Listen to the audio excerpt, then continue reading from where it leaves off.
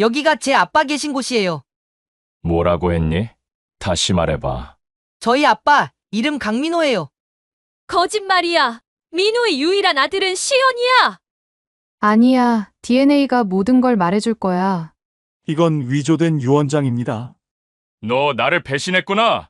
재벌가의 숨겨진 손자, 가짜 상속자와의 충격적 대결, 그리고 모든 것을 뒤집는 단 한 장의 진실.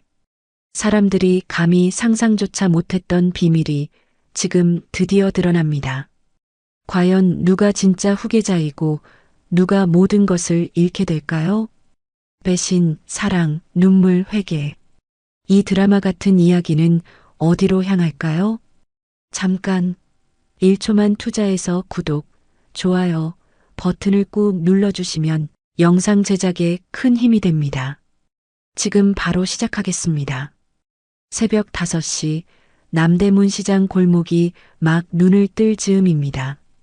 서지연은 등짐 가득 채소를 옮기며 한 손으로는 12살 아들 지우의 도시락을 챙기고 있었습니다. 아직 어둠이 채 거치지 않은 골목길에서 지연의 발걸음만이 또각또각 울려 퍼졌습니다. 차가운 새벽 공기가 폐를 파고 들어와도 지연은 멈추지 않았습니다. 이것이 그녀의 일상이었고 지우를 위해서라면 얼마든지 견딜 수 있는 시간들이었습니다. 뜨거우니까 조심하고 학교 끝나면 편의점으로 와. 지연이 아들에게 말했습니다. 알았어, 엄마. 지우가 대답했습니다. 지우가 뛰어나간 뒤 지연은 오래된 라디오를 잠깐 켰습니다. 라디오에서는 7080 가요가 흘러나왔습니다. 조용필의 목소리가 작은 편의점을 가득 채웠습니다. 돌아와요. 부산항해가 흘러나오자 지연은 잠시 손을 멈추고 허공을 바라봤습니다. 엄마가 좋아하던 그 노래였습니다. 그때 내가 왜 그렇게도 어리석었을까 하는 생각이 스쳐갔습니다. 민호와 함께 들었던 그 노래, 그때의 기억들이 아직도 생생했습니다. 지연의 하루는 언제나 이렇게 시작됩니다. 새벽부터 밤까지 쉴 틈 없이 돌아가는 일상이었습니다. 시장에서 채소를 나르고 편의점에서 계산대를 지키고 집에 돌아와서는 지우의 숙제를 봐주는 것이 그녀의 전부였습니다. 때로는 숨이 막힐 것 같았지만 지우의 웃음소리를 들으면 다시 힘이 났습니다. 그 아이만은 행복하게 키우고 싶었습니다. 비록 아버지 없이 자라고 있지만 사랑만큼은 2배로 주고 싶었습니다. 편의점 안은 온갖 생활용품들로 가득했습니다. 라면, 과자, 음료수, 그리고 담배까지. 지연은 하나하나 정성스럽게 진열하며 하루를 준비했습니다. 가끔 단골 손님들이 지우 엄마 고생이 많네라고 말해주면 그것만으로도 위로가 되었습니다. 이 작은 편의점이 지연과 지우에게는 전 세계였습니다. 한편 서울 여의도 강그룹 본관 꼭대기층에서는 전혀 다른 아침이 펼쳐지고 있었습니다. 억만장자 회장 강은호는 조용히 식탁에 앉아 소고기 무국을 떠먹고 있었습니다. 넓은 회장실 한쪽에는 오래된 카세트 테이프가 놓여 있었습니다. 먼지가 살짝 앉은 그 테이프를 바라보며 은호는 깊은 한숨을 쉬었습니다. 그 테이프에는 아들 민호와 함께 들었던 추억의 노래들이 담겨 있었습니다. 회장님, 오늘 일정을 말씀드릴까요? 비서가 조심스럽게 물었습니다. 민호랑 춘천 가던 날, 그때 틀었던 노래지. 은호가 테이프를 가리키며 중얼거렸습니다. 비서가 다시 묻자 은호는 고개를 젓고 재킷을 걸쳤습니다. 오늘은 그 아이 생일이다. 뉴욕에 가야지. 은호의 목소리에는 깊은 슬픔이 배어 있었습니다. 강민호, 그의 유일한 아들이자 후계자였던 그 이름을 떠올릴 때마다 가슴 한편이 무너져 내리는 것 같았습니다. 3년 전 교통사고로 세상을 떠난 아들을 생각하면 아직도 믿어지지 않았습니다. 그 밝고 총명했던 아이가 이제는 차가운 비석 뒤에 잠들어 있다는 것이 말입니다. 은호는 창밖을 내다봤습니다. 서울의 아침 풍경이 한눈에 들어왔습니다. 수많은 사람들이 각자의 삶을 살아가고 있었습니다. 지하철을 타고 출근하는 직장인들, 학교로 향하는 학생들, 시장에서 장사를 준비하는 상인들. 모든 것이 평범해 보였지만 은호에게는 더 이상 의미 있게 다가오지 않았습니다. 아들을 잃은 뒤로는 모든 것이 공허했습니다. 그 중에는 남대문 시장에서 하루를 시작하는 지연도 있었고 학교로 향하는 지우도 있었습니다. 하지만 은호는 그들의 존재를 알지 못했습니다. 설령 지나가다 스쳐본다 해도 그들이 민호와 어떤 연관이 있다는 것은 상상도 할 수 없었을 것입니다. 두 세계는 서로의 존재를 모른 채 각자의 일상 속에서 숨을 쉬고 있었습니다. 지연은 편의점 진열대를 정리하며 지우의 미래를 걱정했습니다. 이런 삶이 언제까지 계속될지, 지우에게는 더 나은 기회를 줄 수 있을지 고민이 깊었습니다. 가끔은 지우의 아버지가 살아있었다면 어땠을까 하는 생각도 했지만 이미 지나간 일이었습니다. 그때의 선택이 옳았는지 후회스럽기도 했지만 돌이킬 수는 없었습니다. 은호 역시 비슷한 고민에 빠져 있었습니다. 아들을 잃은 뒤로 모든 것이 의미 없게 느껴졌습니다. 거대한 기업을 경영하고 있지만 정작 소중한 것들은 지키지 못했다는 자책감이 늘 따라다녔습니다. 특히 민호가 마지막으로 했던 말들을 떠올리면 더욱 괴로웠습니다. 아버지, 저는 제가 원하는 삶을 살고 싶어요. 그때 은호는 그 말의 진짜 의미를 이해하지 못했습니다. 시간이 흘러 오후가 되었습니다. 지연은 편의점에서 아르바이트를 하며 지우를 기다리고 있었습니다. 지우는 학교가 끝나면 항상 이곳으로 와서 숙제를 하곤 했습니다. 작은 편의점 한 구석에 마련된 테이블에서 지우가 공부하는 모습을 보면 지연은 마음이 뿌듯하면서도 안쓰러웠습니다. 다른 아이들처럼 넓은 방에서 좋은 책상에서 공부시켜주지 못해 미안했습니다.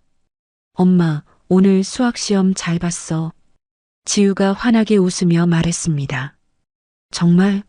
우리 지우 최고네. 지연이 아들의 머리를 쓰다듬었습니다. 선생님이 칭찬해 주셨어. 다음에는 전교 1등도 할 수 있을 것 같다고. 지우는 밝고 영리한 아이였습니다. 어려운 환경에서도 늘 긍정적이었고 엄마를 위해 애쓰는 마음이 남달랐습니다. 가끔 또래 친구들과 다른 환경을 부러워하기도 했지만 그런 내색을 엄마에게 보이지는 않았습니다. 오히려 엄마 나는 괜찮아. 우리가 최고야라고 말하며 지연을 위로해주곤 했습니다. 저녁이 되어 편의점 문을 닫을 시간이 가까워졌습니다. 지연은 하루 매출을 정리하며 내일 또 시작될 일상을 준비했습니다. 지우는 옆에서 내일 학교에서 필요한 준비물을 챙기고 있었습니다. 평범하지만 소중한 일상이었습니다. 은호는 그 시각 아직도 회사에 남아 있었습니다. 민호의 생일이 되면 항상 이랬습니다. 일에 파묻혀 있어야 아픈 마음을 잊을 수 있었습니다. 하지만 결국 내일은 묘역에 가야 했습니다. 아들을 만나러 가는 그 길이 언제나 무거웠습니다. 그러나 서울의 봄바람은 오래 감춰진 비밀을 깨어낼 준비를 이미 마친 상태였습니다. 운명의 실타래가 서서히 풀리기 시작하고 있었던 것입니다. 지연과 지우, 그리고 은호의 삶이 곧 하나로 얽히게 될 것이라는 사실을 그들은 아직 알지 못했습니다. 하지만 운명은 이미 그들을 향해 한 걸음씩 다가오고 있었습니다. 강민호의 추모식이 끝난 묘역, 사람들은 하나둘 떠나고 은호만 검은 비석 앞에 홀로 남았습니다. 봄바람이 불어와 묘역의 소나무들을 흔들었고 은호는 아들의 이름이 새겨진 비석을 바라보며 깊은 한숨을 내쉬었습니다. 3년이 지났지만 여전히 믿기지 않았습니다. 그토록 생기발랄했던 민호가 이렇게 차가운 돌 뒤에 잠들어 있다는 것이 말입니다. 민호야, 아빠가 또 왔다. 내 생일이니까. 은호가 조용히 중얼거렸습니다. 바로 그때 셔츠 소매가 약간 큰 듯한 교복을 입은 소년이 조심스럽게 다가왔습니다. 소년은 손에 작은 꽃다발을 들고 있었고 은호를 보자 잠시 멈칫했지만 곧 용기를 내어 앞으로 걸어왔습니다. 소년의 얼굴에는 순수함과 동시에 어른스러운 면이 동시에 드러나 있었습니다. 소년이 비석의 이름을 한 글자씩 더듬으며 말했습니다. 여기가 제 아빠 계신 곳이에요. 은호의 손이 미세하게 떨렸습니다. 방금 들은 말이 믿어지지 않았습니다. 방금 뭐라고 했니? 아빠 이름이 강민호예요. 소년은 익숙한 듯 손수건으로 비석을 정성스럽게 닦기 시작했습니다. 매년 엄마랑 왔는데 오늘은 엄마가 몸이 아프셔서 혼자 왔어요. 은호의 심장이 천천히 그러나 깊게 내려앉았습니다. 민호에게 아들이 있었다고? 이런 일이 어떻게 가능한 것일까? 은호는 소년의 얼굴을 자세히 들여다봤습니다. 어디선가 본 듯한 친숙함이 있었습니다.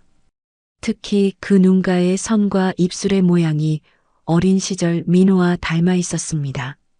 소년은 꽃다발을 비석 앞에 놓고 두 손을 모아 잠시 기도했습니다. 아빠, 저 잘 지내고 있어요. 엄마도 열심히 일하고 계시고 저도 공부 열심히 하고 있어요. 아빠가 자랑스러워 하실 거예요. 그 모습을 보며 은호는 가슴이 뭉클해졌습니다. 이 아이가 정말 민호의 아들이라면 자신에게는 손자가 되는 것이었습니다. 하지만 어떻게 이런 일이 가능한지 이해할 수 없었습니다. 민호는 분명 결혼도 하지 않았고 아이가 있다는 말도 한 번도 하지 않았습니다. 소년은 기도를 마치고 일어서더니 은호에게 정중하게 인사했습니다. 안녕하세요.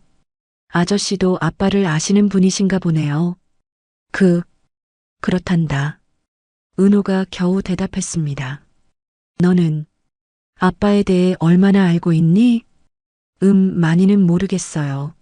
엄마가 아빠는 좋은 사람이었다고 저를 많이 사랑했다고 말씀해 주세요. 그리고 아빠가 돌아가시기 전에 제 이름을 지어주셨대요. 지우라고요. 지우. 그 이름을 들은 순간 은호는 민호가 마지막으로 했던 말을 떠올렸습니다. 아버지, 저에게는 지켜야 할 소중한 사람이 있어요. 언젠가는 아버지께도 소개해드리고 싶습니다. 그때는 그 말의 의미를 이해하지 못했지만 이제야 알 것 같았습니다.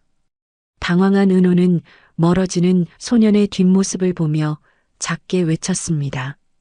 너 이름이 뭐냐? 지우요. 서지우예요. 소년이 돌아서며 밝게 대답했습니다.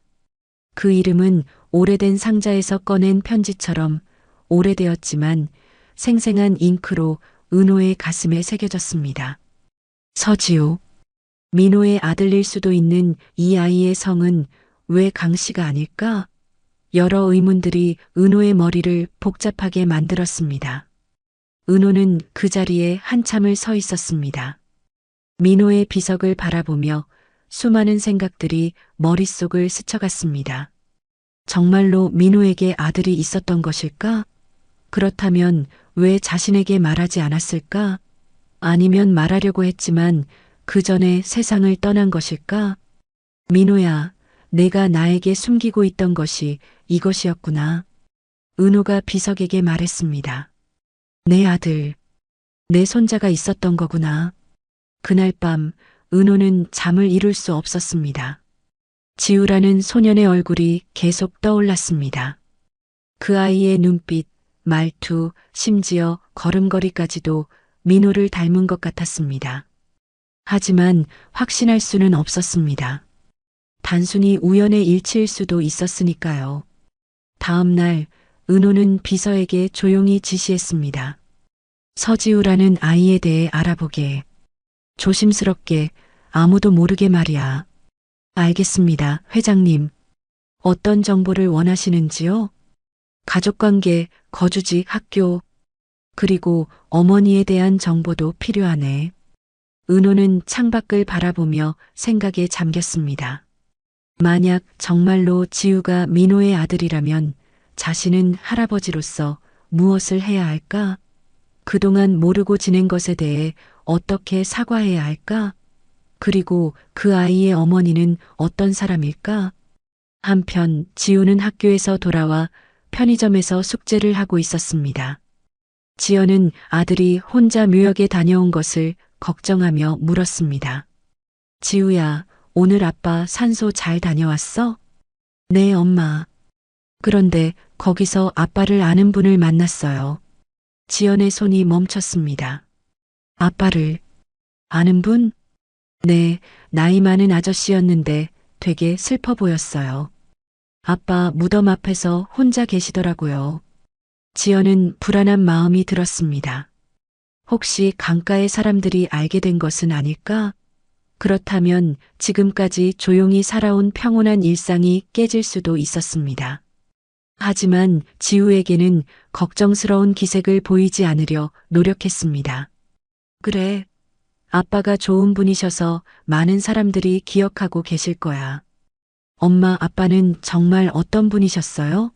저한테 더 많이 얘기해 주세요. 지연은 잠시 망설였습니다. 지우에게 아버지에 대한 진실을 얼마나 말해줘야 할지 늘 고민이었습니다. 민호는 분명 좋은 사람이었지만 그들의 관계는 복잡했고 지우가 아직 이해하기에는 어려운 부분들이 많았습니다. 아빠는 너를 정말 많이 사랑했단다. 내가 태어나기 전부터 너를 위해 이름도 지어주시고 내가 클 때까지의 계획도 세워주셨어. 정말요? 그럼 아빠가 제 이름을 지어주신 거예요? 그렇지. 지우라는 이름에는 지혜로운 아이라는 뜻이 담겨 있단다. 지우는 환하게 웃었습니다. 자신의 이름에 그런 의미가 있다는 것이 자랑스러웠습니다. 하지만 지연의 마음은 복잡했습니다. 오늘 지우가 만난 그 사람이 정말 강가의 누군가라면 이제 그들의 평온한 일상이 끝날지도 모른다는 불안감 때문이었습니다. 그날 밤 지연은 오래된 상자를 꺼내 민호의 사진을 들여다봤습니다. 여전히 그 미소가 따뜻했습니다. 민호 씨, 우리가 이제 어떻게 해야 할까요? 지연이 사진에게 조용히 물었습니다. 하지만 대답은 없었습니다. 다만 서울의 밤바람만이 창문을 스쳐 지나갈 뿐이었습니다. 운명의 톱니바퀴가 돌기 시작했습니다. 은호와 지우의 만남은 단순한 우연이 아니었습니다. 오래 숨겨져 있던 진실이 서서히 모습을 드러내기 시작했고 세 사람의 삶은 이제 돌이킬 수 없는 변화의 문턱에 서 있었습니다. 며칠 뒤 은호는 비서로부터 받은 보고서를 손에 들고 남대문 시장 골목 끝 편의점 앞에 서 있었습니다. 보고서에는 서지연이라는 여성과 그녀의 아들 지우에 대한 기본적인 정보들이 적혀 있었습니다. 하지만 은호가 정말 알고 싶었던 것은 종이에 적힌 사실들이 아니라 이들과 민호 사이에 어떤 이야기가 있었는지였습니다. 편의점 문을 열고 들어서자 계산대 뒤에 서 있던 지연이 고개를 들었습니다. 30대 후반으로 보이는 여성이었는데 피로에 지친 얼굴이지만 눈빛만은 또렷하고 강인했습니다.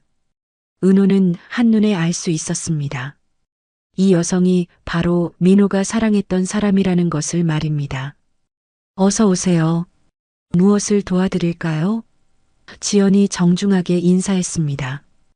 은호는 잠시 망설이다가 조심스럽게 물었습니다. 그 아이, 지우라고 했나? 내 아들이냐? 지연의 표정이 순간 굳어졌습니다. 이 사람이 누구인지, 왜 지우에 대해 묻는지 경계심이 들었습니다. 네, 제 아들입니다. 왜 그러시는지요? 민호이. 아이지? 은호가 조심스럽게 물었습니다. 그 순간 지연의 얼굴이 새하얗게 변했습니다. 결국 이날이 온 것입니다. 지난 10여 년간 숨겨왔던 비밀이 드러나는 순간이었습니다. 지연은 오래 묵힌 숨을 뱉으며 대답했습니다. 그렇습니다. 제가 떠나달라고 했죠. 당신들이 먼저 손을 내민 건 아니었으니까. 지연의 목소리에는 오랜 상처와 원망이 섞여 있었습니다. 민호가 세상을 떠난 후 강가에서는 아무도 그녀와 지우를 찾지 않았습니다. 장례식에도 참석할 수 없었고 마지막 인사조차 제대로 할 수 없었습니다. 그저 신문 부고란을 통해 민호의 죽음을 알았을 뿐이었습니다. 은호는 첫 번째 사과를 건넸습니다. 미안했네. 너무 늦었지만 책임지 마. 지연은 비웃듯 어깨를 떨었습니다. 책임은 사람을 바꿔놓지 않아요. 시간과 태도가 바꾸죠. 그 말에 은호는 할 말을 잃었습니다. 지연의 말이 맞았습니다. 단순히 돈으로 권력으로 해결할 수 있는 문제가 아니었습니다. 지난 10여 년간 홀로 아이를 키우며 겪었을 지연의 고생을 생각하면 미안하다는 말로는 부족했습니다. 그래도 지우는 내 손자야. 그 아이를 위해서라도 우리가 해야 할 일들이 있지 않겠나? 은호가 간곡히 말했습니다. 지연은 한참을 생각했습니다.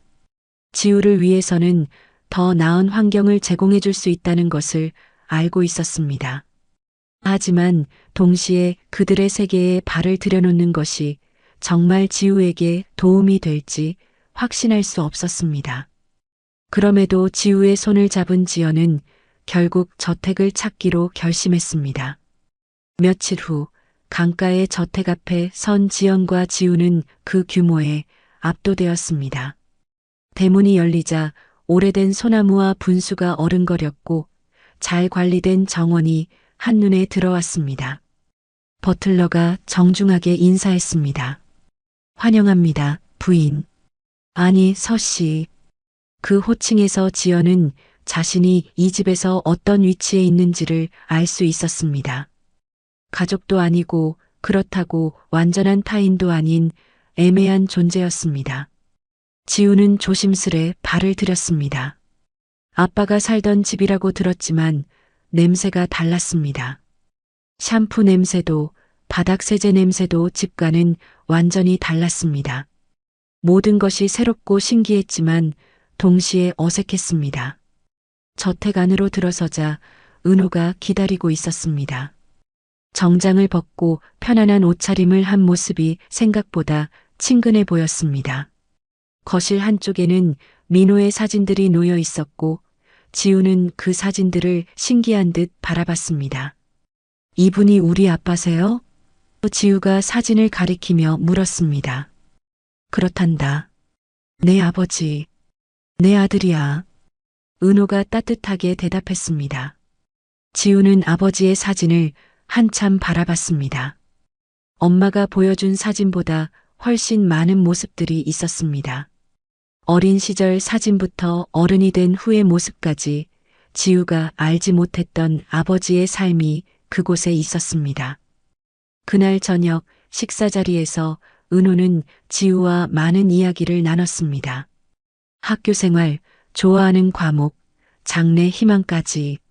지우는 처음에는 어색해했지만 점점 마음을 열기 시작했습니다. 은호 역시 손자와의 시간이 즐거웠습니다. 그날 밤 은호는 지우에게 은밀히 물었습니다. 혹시 민호랑 닮았다는 말 들어본 적 있니? 지우가 쑥스럽게 웃었습니다. 엄마가 가끔요. 귀 라인, 손가락 길이가 똑같다고 하세요. 은호는 고개를 끄덕였습니다. 첫 번째 증거는 마음이었습니다. 이 아이를 보고 있으면 민호가 살아있는 것 같은 느낌이 들었습니다. 하지만 감정만으로는 부족했습니다. 확실한 증거가 필요했습니다. 다음 날 은호는 조용히 병원을 찾았습니다. DNA 검사 서류에 사인을 올렸습니다. 지우가 정말 민호의 아들인지 확인해야 했습니다.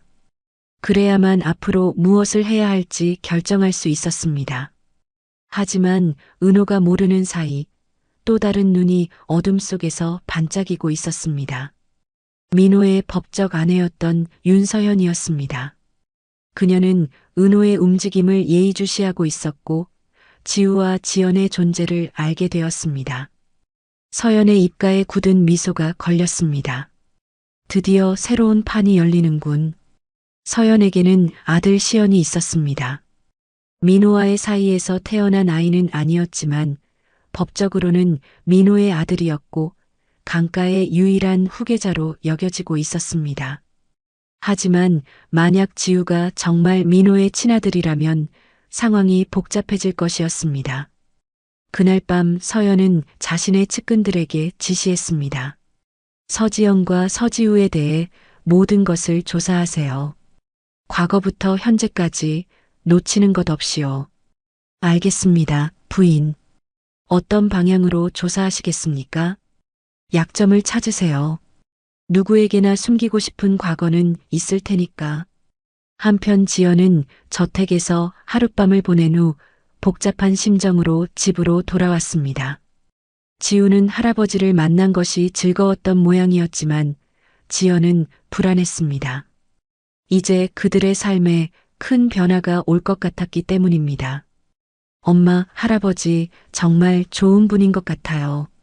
아빠 이야기도 많이 해주시고요. 지우가 환하게 웃으며 말했습니다. 그래, 다행이네. 지연이 아들의 머리를 쓰다듬으며 대답했습니다. 하지만 지연의 마음 한편에는 걱정이 자리 잡고 있었습니다. 강가라는 거대한 세계에 발을 들여놓는 것이 정말 지우에게 좋은 일일까? 혹시 지우가 그들의 권력 다툼에 휘말리게 되는 것은 아닐까? 수많은 의문들이 지연의 마음을 무겁게 했습니다. 그럼에도 한 가지 확실한 것은 이제 더 이상 예전으로 돌아갈 수 없다는 것이었습니다. 운명의 바퀴가 돌기 시작했고 세 사람의 삶은 이제 서로 얽혀 새로운 이야기를 써나가게 될 것이었습니다. 서연은 즉시 움직였습니다. 전략기획 전무 한도진에게 전화를 걸어 낮은 목소리로 지시했습니다. 그 여자 과거 기록 다 캐요. 국밥집 알바, 편의점 폐기 음식 가져갔다는 소문, 뭐든지요. 그리고 그 아이도 마찬가지고요. 한도진이 낮게 웃었습니다. 언론사 둘 정도는 줄 세워놓겠습니다. 어떤 방향으로 나가시겠습니까? 당연히 돈을 노린 접근이라는 식으로요. 가난한 여자가 재벌가에 아이를 맡기려는 계산된 움직임이라고 하면 되겠죠. 서연의 계획은 치밀했습니다. 지연과 지우가 강가에 나타난 것을 순수한 의도가 아닌 경제적 목적으로 포장하여 여론을 조작하려는 것이었습니다. 그렇게 되면 은호도 그들을 의심하게 될 것이고 자연스럽게 거리를 두게 될 것이라고 계산했습니다. 그 주 포털 사이트 메인 화면에는 강그룹 후계자 스캔들이라는 자극적인 제목의 기사가 떠올랐습니다. 가난을 벗어나기 위한 노림수? 재벌가를 노린 치밀한 계획 같은 문장들이 맹렬히 퍼져나갔습니다. 온라인 댓글들도 대부분 부정적이었습니다. 또 재벌가에 붙으려는 거 아니야? 아이까지 이용하다니 정말 뻔뻔하네. DNA 검사에서 확실히 밝혀야 해. 시장 사람들도 수군대기 시작했습니다. 평소 지연을 잘 알던 상인들조차 의심의 눈초리를 보내기 시작했습니다. 지연이 채소를 나르며 지나가면 속삭이는 소리가 들렸습니다. 저 사람이 그 유명한 지연이라는 사람이래. 아이고, 그래도 겉보기엔 그렇게 안 보이는데. 사람 속은 모르는 거지 뭐. 지연은 밤 편의점 창고에서 조용히 울었습니다. 다시 이 길인 것 같았습니다. 내가 올라가려 하면 세상은 늘 끌어내린다는 생각이 들었습니다. 10여 년 전에도 그랬고 지금도 마찬가지였습니다. 하지만 이번에는 지우까지 상처받고 있었습니다. 지우도 학교에서 친구들의 시선을 느꼈습니다. 선생님들도 어색해했고 같은 반 아이들은 수군거렸습니다. 지우는 아직 어려서 상황을 정확히 이해하지는 못했지만 자신과 엄마에 대해 사람들이 좋지 않게 말하고 있다는 것은 알 수 있었습니다. 그때 지우가 낡은 라디오와 함께 작은 카세트를 내밀었습니다. 엄마, 이거 학교 복도 사물함에서 찾았어요. 엄마가 숨겨둔 것 같아서 가져왔어요. 지연은 그 카세트를 보자마자 가슴이 뛰기 시작했습니다. 카세트에는 M&J가 손으로 새겨져 있었습니다. 민호와 지연의 이니셜이었습니다. 그것은 민호가 지연에게 선물했던 것으로 그들의 추억이 담긴 소중한 물건이었습니다. 떨리는 손으로 재생 버튼을 누르자 민호의 목소리가 흘러나왔습니다. 지연아, 오늘 우리 포니 타고 대성리 갈까? 내 웃음은 나의 연료야. 정말이야. 내가 웃으면 나도 덩달아 기분이 좋아져. 우리 아이도 분명 엄마 닮아서 밝고 예쁠 거야. 지연은 입을 틀어막았습니다. 잊고 있었던 그때의 기억들이 생생하게 되살아났습니다. 임신 중이던 시절, 민호가 얼마나 자상했는지, 지우의 이름을 지어주며 얼마나 행복해했는지 모든 것이 떠올랐습니다. 진실이 소리로 살아나고 있었습니다. 다음 날 은호는 기자들 앞에 섰습니다. 그의 표정은 단호했습니다. 며칠간 지켜본 언론 보도들이 얼마나 왜곡되어 있는지 알 수 있었고 더 이상 침묵할 수 없었습니다. 그 여자는 내 아들의 첫사랑이었고 내 손자의 어머니다. 현재 확인 중이니 추측성 보도는 멈추시오. 은호가 단호하게 말했습니다. 기자들이 웅성거리며 질문을 쏟아냈습니다. DNA 검사 결과는 언제 나옵니까? 그동안 모르고 계셨던 이유는 무엇입니까? 상속 문제는 어떻게 되는 겁니까? 은호는 더 이상 대답하지 않고 자리를 떠났습니다. 언론은 잠시 물러섰습니다. 작은 승리였지만 바람은 곧 다시 거세질 것이라는 것을 은호도 알고 있었습니다. 그날 저녁 은호는 지연을 만나 직접 사과했습니다. 미안하네. 내가 더 조심했어야 했는데 언론에 노출되고 말았어. 괜찮아요. 어차피 숨길 수 있는 일도 아니었을 테니까요. 지연이 담담하게 대답했습니다. 하지만 지연의 마음은 편치 않았습니다. 이제 시작일 뿐이라는 것을 알고 있었기 때문입니다. 강가의 세계는 생각보다 복잡하고 위험했습니다. 특히 서연의 존재가 큰 걸림돌이 될 것 같았습니다.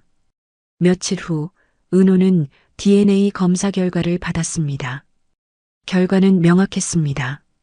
지우는 확실히 민호의 친아들이었습니다. 은호는 그 결과를 보며 복잡한 심정이 들었습니다. 기쁨과 동시에 지난 10여 년간 손자를 모르고 지낸 것에 대한 죄책감이 밀려왔습니다.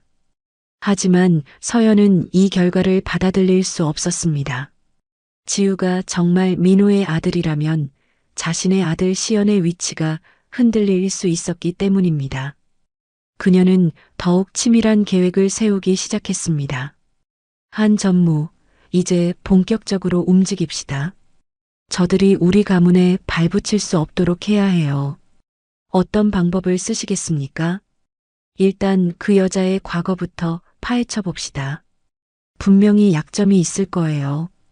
그리고 필요하다면 다른 방법도 생각해 봐야죠. 서연의 눈빛이 차갑게 변했습니다. 지우와 지연을 강가에서 완전히 제거하기 위해서라면 어떤 수단도 마다하지 않을 각오였습니다. 한편 지우는 할아버지와 점점 가까워지고 있었습니다. 주말마다 저택을 방문해서 은호와 시간을 보냈고 은호도 손자와 함께하는 시간이 즐거웠습니다. 지우를 통해 민호의 모습을 다시 볼 수 있는 것 같았기 때문입니다. 할아버지, 아빠는 어렸을 때 어떤 아이였어요? 지우가 궁금해하며 물었습니다. 내 아빠는 너처럼 영리하고 착한 아이였단다. 공부도 잘했고 특히 사람들을 배려할 줄 아는 따뜻한 마음을 가졌지. 저도 아빠처럼 될 수 있을까요? 물론이지. 넌 이미 아빠를 많이 닮았어. 특히 그 착한 마음을 말이야. 은호는 지우와 대화를 나누며 이 아이가 정말 소중하다는 것을 깨달았습니다. 단순히 민호의 아들이어서가 아니라 지우 자체가 사랑스럽고 특별한 존재였습니다. 하지만 평온한 시간은 오래가지 않았습니다. 서연의 다음 공격이 곧 시작될 것이었고, 이번에는 더욱 치밀하고 치명적일 것이었습니다. 지연과 지우, 그리고 은호는 아직 그들이 어떤 폭풍 속으로 빨려 들어가고 있는지 완전히 깨닫지 못하고 있었습니다. 운명의 톱니바퀴는 계속 돌아가고 있었고, 다음 전개는 모든 사람들의 삶을 뒤바꿀 만큼 강력한 충격을 가져올 것이었습니다. 이사회 비밀 회의가 열렸습니다. 강그룹 본사 최고층 회의실에서 임원들과 주요 주주들이 모여 앉았고, 서연이 준비한 서류 뭉치를 들고 단상에 올라섰습니다. 그녀의 표정은 차분했지만 눈빛만은 날카로웠습니다. 서연이 서류를 탁 내던지며 말했습니다. 민호의 친자는 시연뿐입니다. 위조 DNA는 처벌감이에요. 법무팀 임원이 고개를 갸웃했습니다. 하지만 회장님이 직접 의뢰하신 검사 결과인데 그게 문제죠. 누군가 조작할 수 있는 여지가 충분히 있었다는 말입니다. 서연이 냉소적으로 웃었습니다. 그러자 서연은 마지막 카드를 꺼냈습니다. 봉인된 봉투에서 한 장의 문서를 꺼내며 말했습니다. 이건 민호가 남긴 유언장입니다. 회의실이 술렁였습니다. 지금까지 민호의 유언장은 발견되지 않았다고 알려져 있었기 때문입니다. 서연은 그 문서를 천천히 펼치며 읽어내려갔습니다. 나 강민호는 정신이 온전한 상태에서 이 유언을 남긴다. 내 재산과 강그룹에서의 모든 지위는 합법적 상속자인 강시연에게 물려주며 다른 어떤 주장도 인정하지 않는다. 라고 명시되어 있습니다. 유언장에는 시연을 후계자로 명기한 문장이 분명히 적혀 있었습니다. 필체도 민호의 것과 매우 흡사했고 날인까지 되어 있었습니다. 임원들은 서로 눈빛을 주고받으며 웅성거렸습니다. 동시에 온라인에는 새로운 폭탄이 터졌습니다. 서지연 과거 유흥업소 출입설이라는 제목의 기사가 주요 포털 사이트에 동시에 올라온 것입니다. 가짜로 조작된 사진들과 합성된 녹취 파일까지 함께 유포되었습니다. 기사 내용은 충격적이었습니다. 지연이 젊은 시절 유흥업소에서 일했다는 허위 주장부터 시작해서 지우를 이용해 재벌가에 접근했다는 악의적인 추측까지 담겨 있었습니다. 댓글들도 순식간에 악성으로 도배되었습니다. 역시 그럴 줄 알았어. 아이까지 이용하다니 정말 악질이네. 강 회장님도 속으신 것 같아서 안타깝다. 지연은 이 모든 상황을 견딜 수 없었습니다. 편의점에서 일하는 동안에도 손님들의 시선이 따가웠고 시장에서도 사람들이 수군거렸습니다. 무엇보다 지우가 학교에서 받을 상처가 걱정되었습니다. 결국 지연은 쓰러지고 말았습니다. 과로와 스트레스가 한꺼번에 몰려온 것입니다. 의식을 잃고 쓰러진 지연을 발견한 것은 학교에서 돌아온 지우였습니다. 엄마. 지우가 울부짖으며 지연을 흔들었지만 반응이 없었습니다. 급히 병원으로 옮겨진 지연은 응급실에서 치료를 받았습니다. 의사는 극도의 스트레스와 과로로 인한 일시적 실신이라고 진단했습니다. 지우는 병실에서 어머니의 손을 꼭 잡고 눈물을 흘렸습니다. 엄마, 나 괜찮아. 사람들이 뭐라고 해도 다 잊어버려. 그러니까 아프지 마. 지우가 어머니에게 속삭였습니다. 지연은 의식을 되찾은 후 지우의 말을 들으며 마음이 더욱 아팠습니다. 아니야, 지우야. 내가 널 또 잃을 뻔했어. 이 모든 것이 지우에게 상처가 되고 있다는 사실이 견딜 수 없었습니다. 한편 은호는 서연이 제출한 유언장을 보며 혼란에 빠졌습니다. 그 문서의 필체가 민호의 것과 너무도 닮아 있었기 때문입니다. 정말로 민호가 이런 유언을 남겼던 것일까? 혹시 자신이 모든 것을 잘못 판단한 것은 아닐까? 회장님, 이 유언장이 진짜라면. 비서가 조심스럽게 말을 꺼냈습니다. 나도 혼란스럽다. 하지만 DNA 검사 결과는 분명했어. 지우는 민호의 아들이 맞아. 그렇다면 이 유언장이 위조된 것일 수도 있습니다. 은호는 깊은 고민에 빠졌습니다. 과연 무엇이 진실이고 무엇이 거짓인지 판단하기 어려워졌습니다.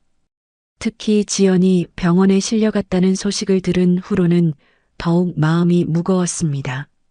그날 밤 한도진은 서연에게 속삭였습니다. 회장님이 흔들리고 있습니다. 내일 이사회에서 밀어붙이면 완전히 끝낼 수 있을 것 같습니다.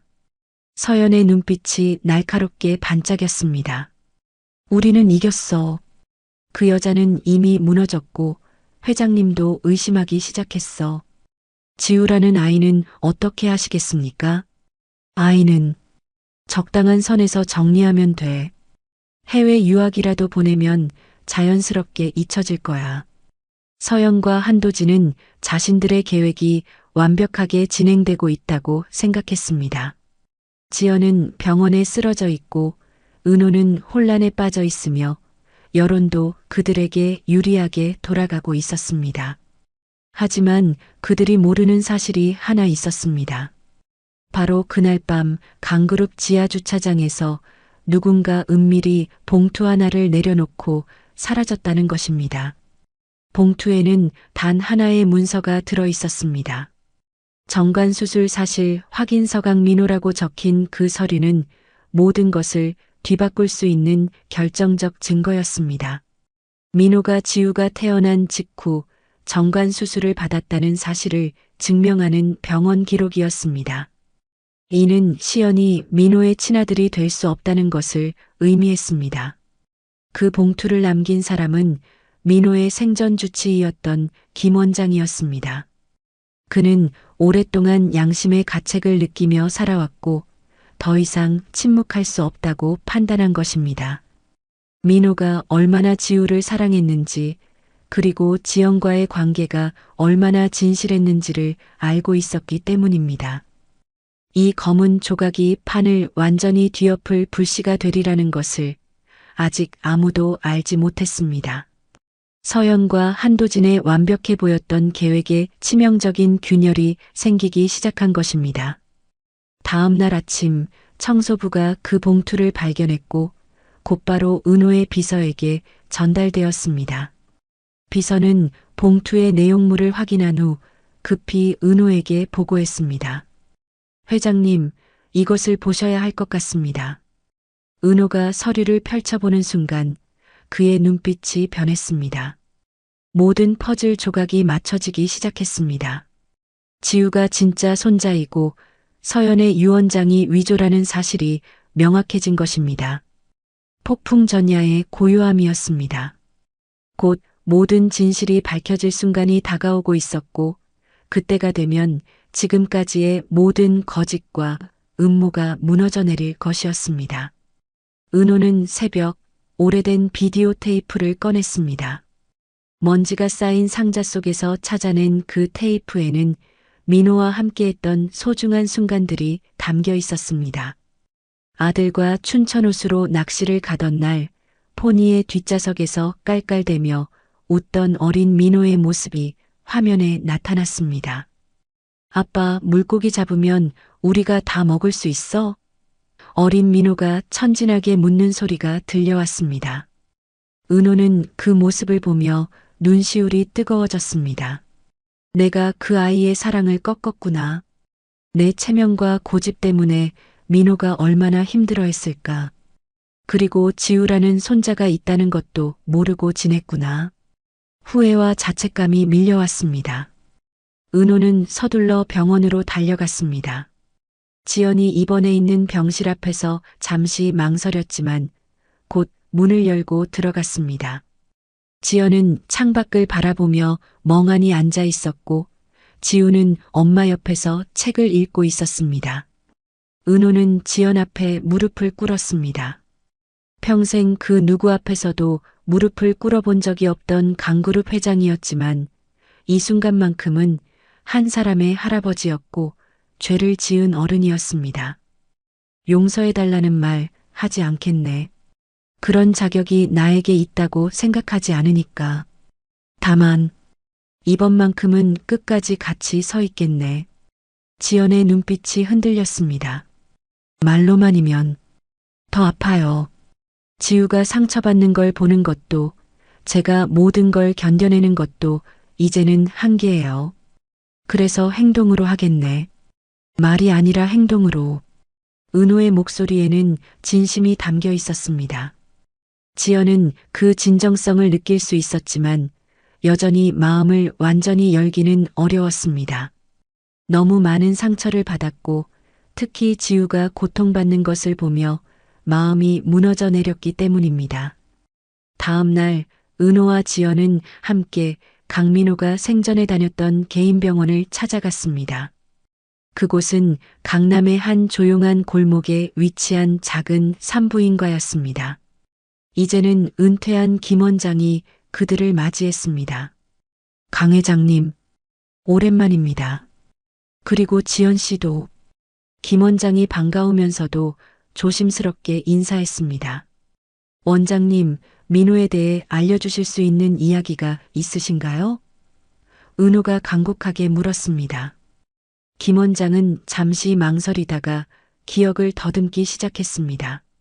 민호 씨, 참 특별한 분이셨죠. 아기가 태어난 뒤 며칠 후에 다시 오셨어요. 아주 단호한 표정이었습니다. 어떤 말씀을 하셨나요? 이젠 제가 책임을 다했으니 다른 선택은 필요 없어요. 라고 하시더라고요. 그러면서 정관 수술을 요청하셨습니다. 지연과 은호 모두 놀랐습니다. 민호가 지우가 태어난 직후 정관 수술을 받았다는 것은 매우 중요한 의미였습니다. 이는 그 이후에 태어난 다른 아이들은 민호의 친자가 될 수 없다는 뜻이었기 때문입니다. 김 원장은 병원 보관 창고로 그들을 안내했습니다. 창고 끝 구석진 곳에는 오래된 상자들이 쌓여 있었고 그중 하나에서 수술 기록과 동의서가 나왔습니다. 날짜는 분명히 지우 출생 후 일주일째 되는 날이었습니다. 이 기록들 정말 소중한 증거네요. 은호가 조심스럽게 서류들을 들여다봤습니다. 민호 씨가 얼마나 지연 씨와 지우를 사랑했는지 알 수 있는 증거이기도 해요. 그분은 다른 누구와도 아이를 갖지 않겠다고 다짐하셨거든요. 김 원장이 설명했습니다.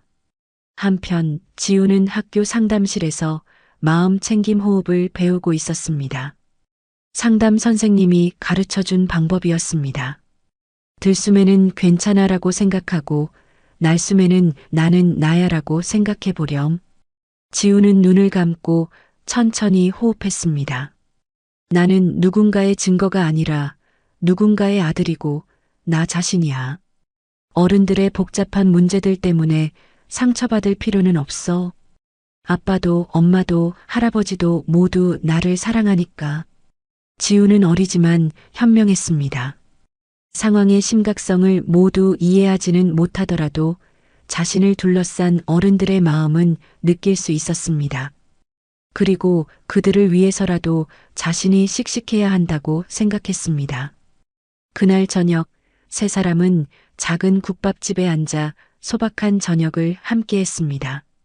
화려한 레스토랑이 아닌 서민들이 찾는 평범한 식당이었지만 그 어느 때보다 따뜻한 시간이었습니다.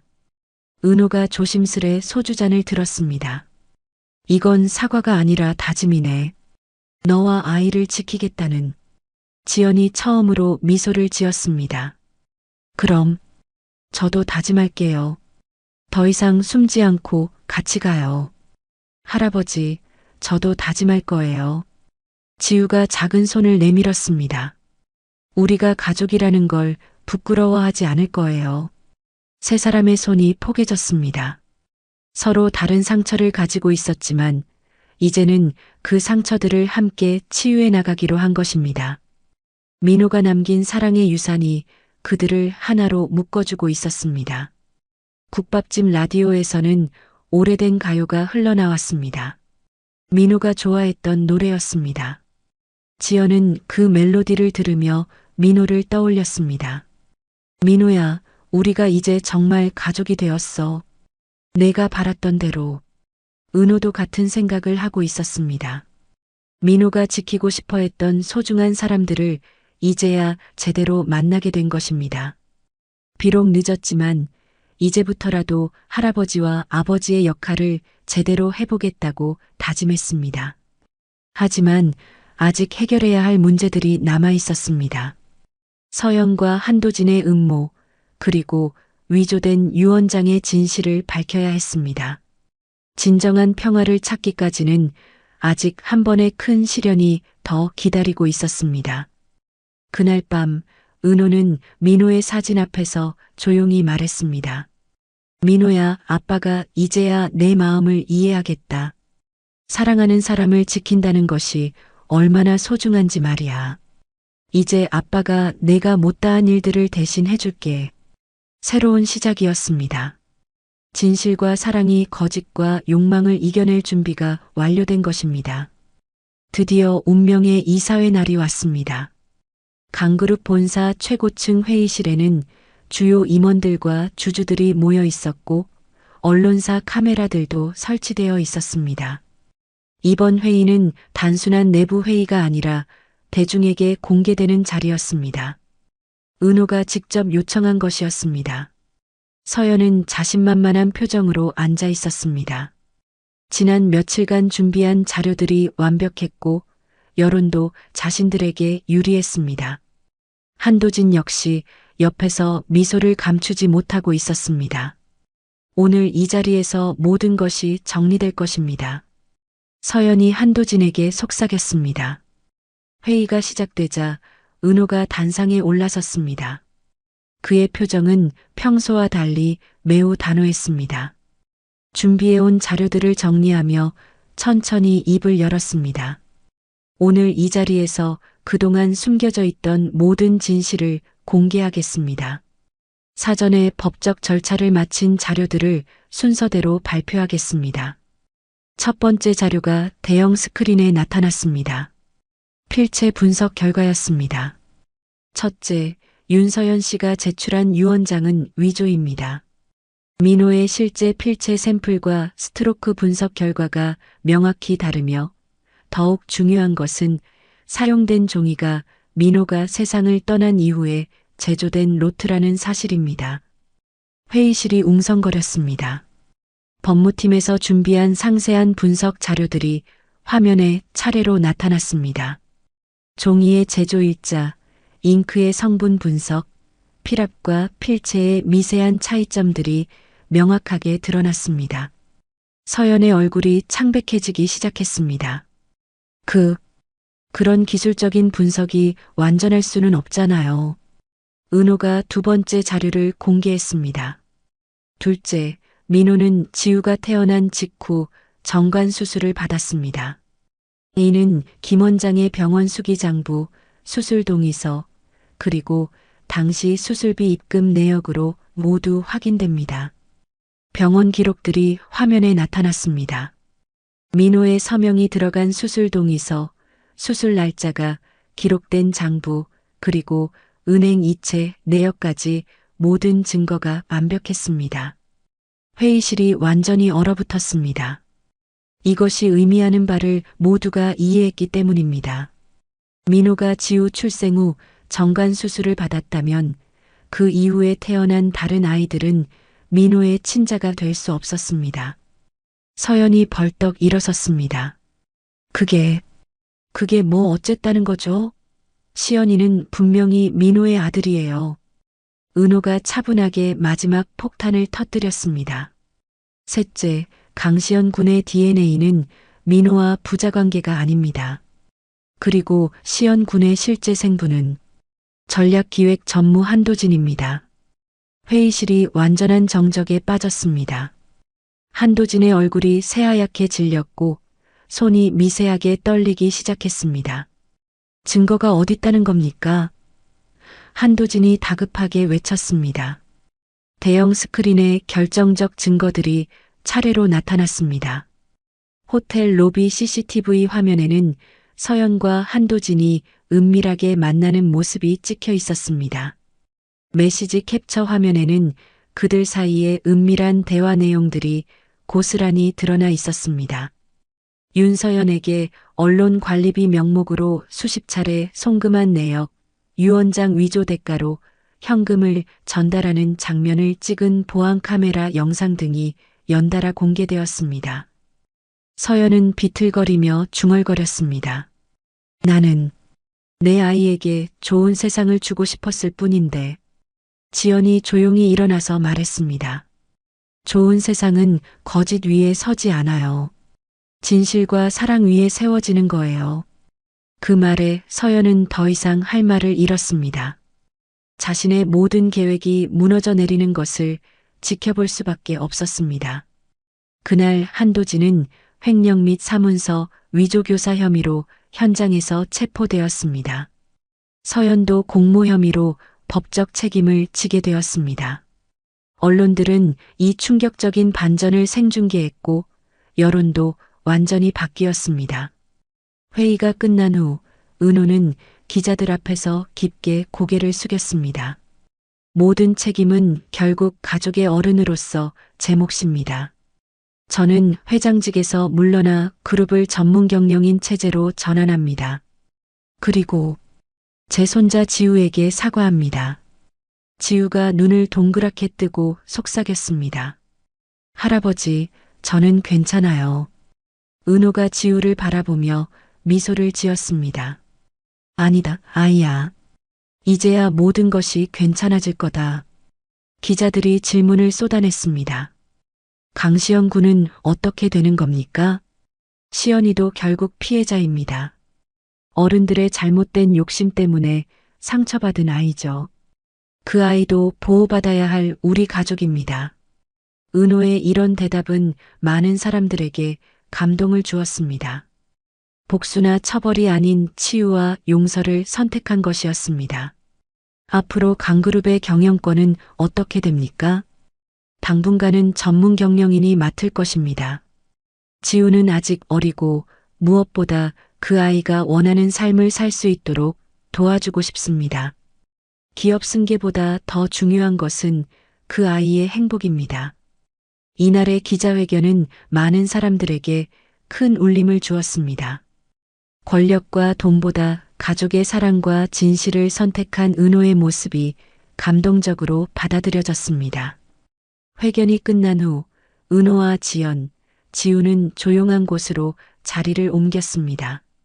모든 것이 정리되었지만 아직은 조심스러웠습니다. 너무 많은 일들이 한꺼번에 일어났기 때문입니다.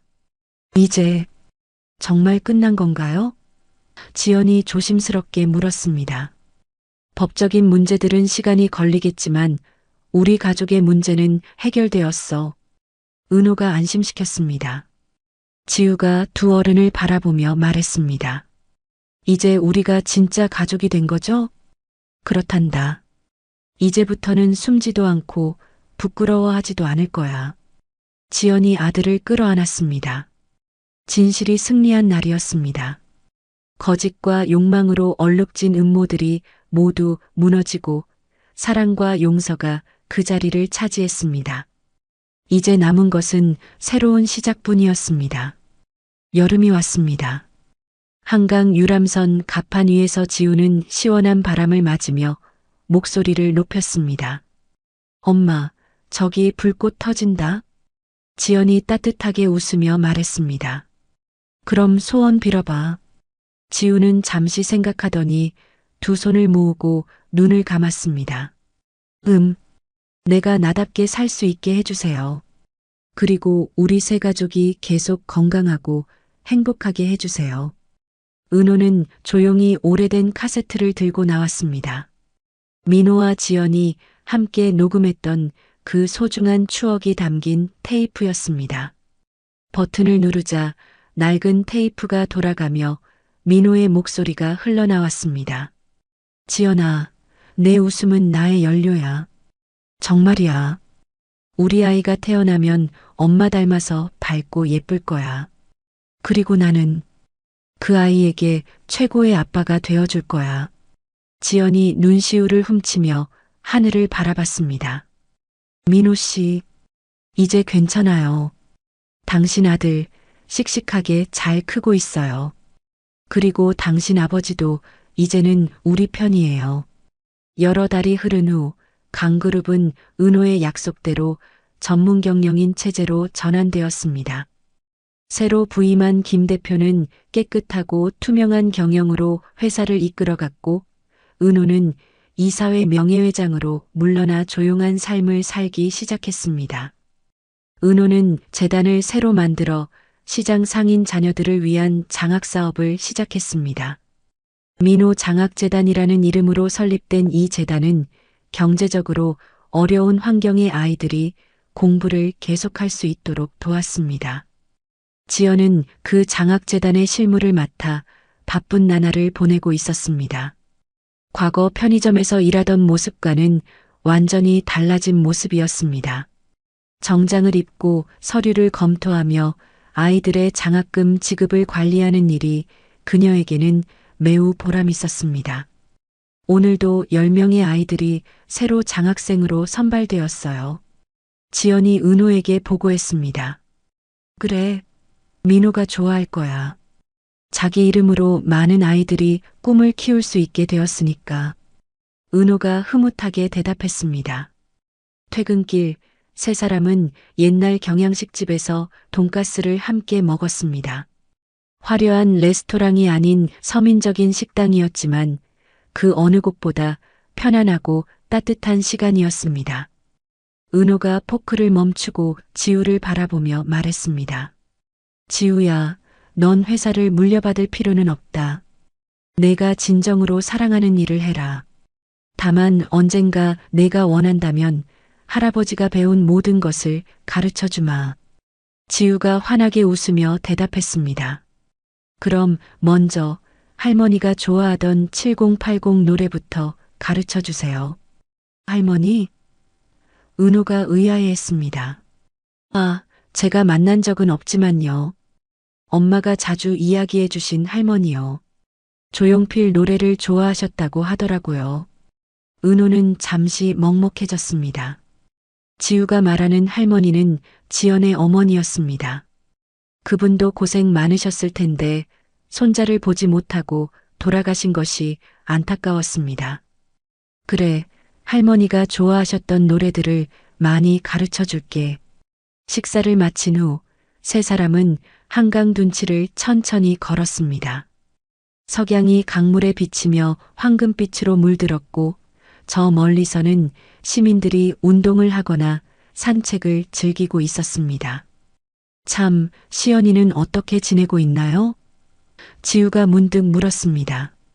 좋은 가정에 입양되어서 새로운 삶을 시작했단다. 그 아이도 결국은 피해자였으니까. 은호가 답했습니다. 서연의 일이 터진 후 시연은 친척 집에 맡겨졌다가 결국 좋은 입양 가정을 만나게 되었습니다.